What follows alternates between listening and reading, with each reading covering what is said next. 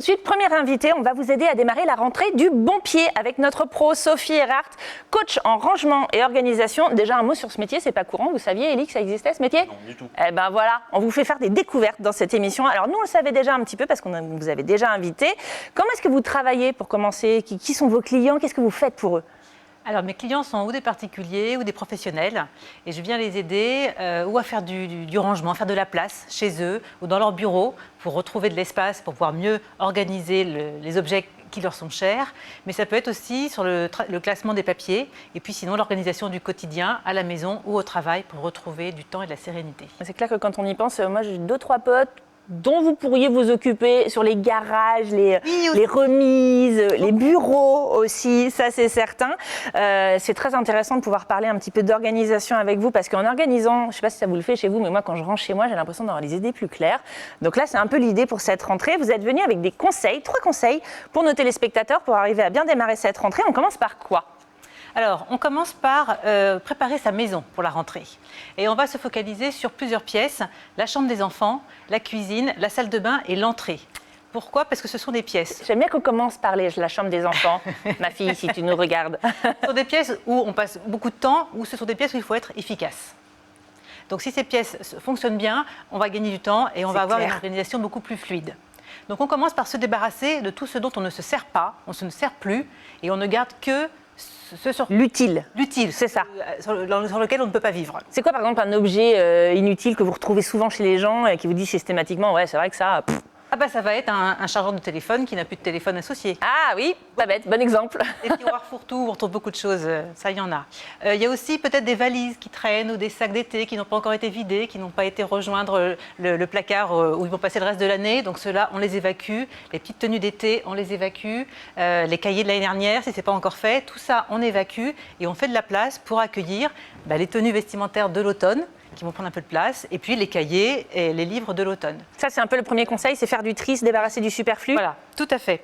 Et puis, dans l'entrée aussi de la maison, c'est faire de la place pour que chacun puisse mettre son cartable quand il rentre de l'école ou du travail, sa paire de chaussures et son manteau. D'accord. À bonne hauteur. On fait des aires d'atterrissage dans la maison. En plus. Oui, ok. Exactement. Autre conseil. Ce qui est important, c'est de partager les informations. Une fois qu'on a les emplois du temps scolaires des enfants, qu'on a le planning des adultes et qu'on a les horaires des activités de toute l'année, là, on prend des outils. On met tout à plat et on s'organise. Déjà, on prépare le planning des activités de la semaine, les activités fixes. Il faut que ce soit marqué. Alors, tiens, Julien, il a foot jeudi. Voilà. Alors ça, c'est des outils que vous développez, par exemple, un petit planning. Exactement. Les activités sportives, culturelles, des enfants, des adultes. De qui ? Où est-ce que ça se passe ? À quelle heure ? Et éventuellement, qui emmène et qui ramène ?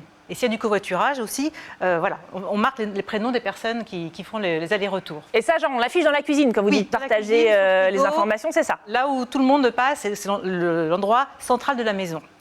Ensuite, on investit dans un agenda familial hebdomadaire. On le laisse ouvert, toujours au droit de passage, sur la semaine où on est, et on y marque tout ce qui est ponctuel, tout ce qui est exceptionnel. Donc les rendez-vous. Rendez-vous chez l'ophtalmo. Rendez-vous chez le coiffeur, les réunions à l'école, les réunions tardives le soir au travail, les déplacements professionnels, les invitations.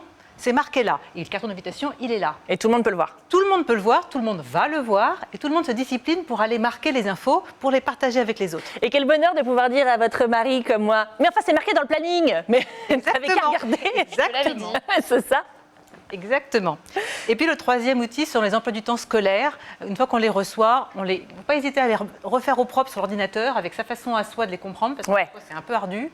Les numéros des salles de classe, on n'a pas besoin à la maison. C'est juste les horaires, les matières. Et là aussi, on le fait en double sur le frigo ou dans la cuisine et dans la chambre de l'enfant au-dessus de son bureau pour qu'il l'ait sous les yeux quand il fait son cartable tous les soirs. Et ça nous aide forcément parce que les infos, on les a sous les yeux et on y pense tout le temps. C'est ça la difficulté à la rentrée peut-être, c'est d'arriver à intégrer plein d'infos et penser à tout. Oui, mais l'idée, c'est pas de tout retenir, de tout savoir par cœur, mais c'est de savoir où trouver rapidement et facilement l'information pour pouvoir répondre aux questions.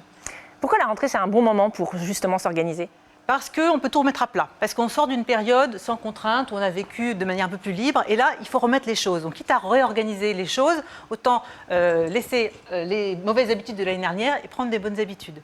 Et puis les enfants ont 1 an de plus. Ouais. Donc on peut les responsabiliser un peu plus, les autonomiser un peu plus. Pas faux. On a terminé déjà, mais j'aimerais savoir si les gens aujourd'hui ont écouté vos conseils, mais peinent encore à s'organiser seuls, s'ils veulent faire appel à vous, ma chère Sophie. Ça coûte combien une presta de base avec Ordolis? Alors moi je fonctionne par cycle de 3 heures Ouais. pour faire du rangement et mon tarif est de 145 € pour 3 heures. Eh bien voilà, vous savez tout. Merci Sophie pour cette chronique. J'espère que votre rentrée sera aussi bien organisée que notre invité. Vous